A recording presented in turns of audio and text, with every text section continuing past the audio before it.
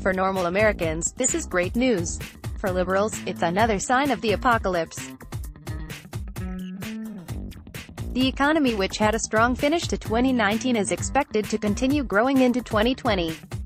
If there are two things that ensure an incumbent president secures re-election, it's the default position of being an incumbent, but also a strong economy.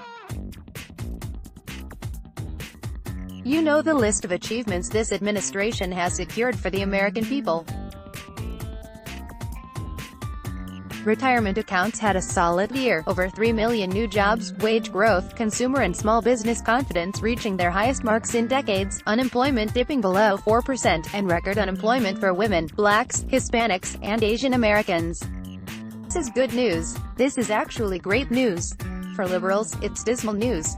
When the country is doing well, their misery meter spikes.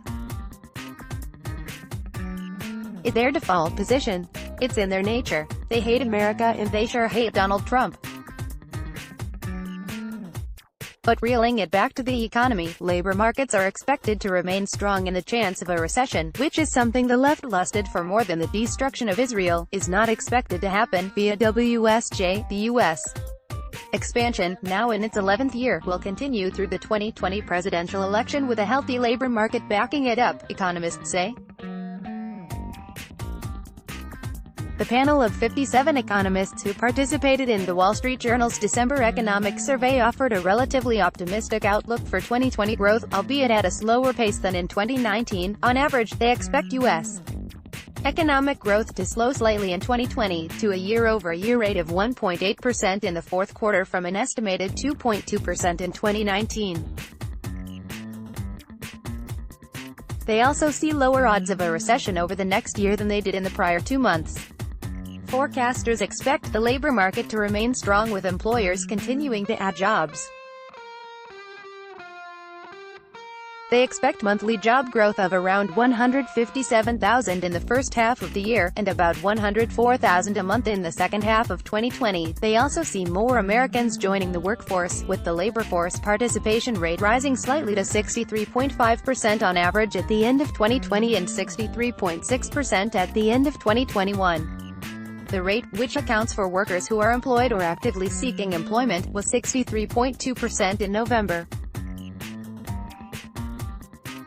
Oh, and did I leave out that home builder confidence has hit its highest mark in 2 decades? Via CNBC, a stronger economy and a severe housing shortage have the nation's home builders feeling better than they have in 2 decades. Builder confidence in the newly built, single-family home market jumped 5 points in December to 76, the highest reading since June 1999, according to the National Association of Home Builders' Wells Fargo Housing Market Index.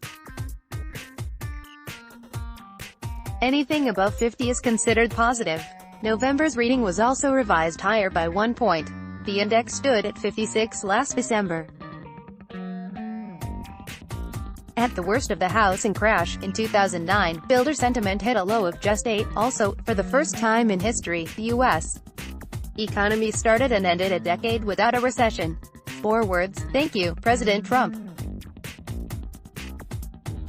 If the pocketbook voters remain high on Trump's economic agenda, 3 electoral college projections have Trump winning re-election handily with 289, 332 or 351 votes. With Democrats trying to remove him from office via impeachment, it's only boosted his approval ratings. Swing state voters never viewed this move by Democrats positively, and it's pushed those on the fence back into the MAGA camp. So, the Democrats' reward for pushing impeachment is pushing swing states further out of their reach for 2020, coupled with a roaring economy and trying to convince voters that this is a bad thing because Orange man, bad. Oh, and it's no secret that the Democratic Party's 2020 agenda is too far left for middle America. So, can you say landslide win in 2020? I wouldn't be shocked. Let's block ads. Why?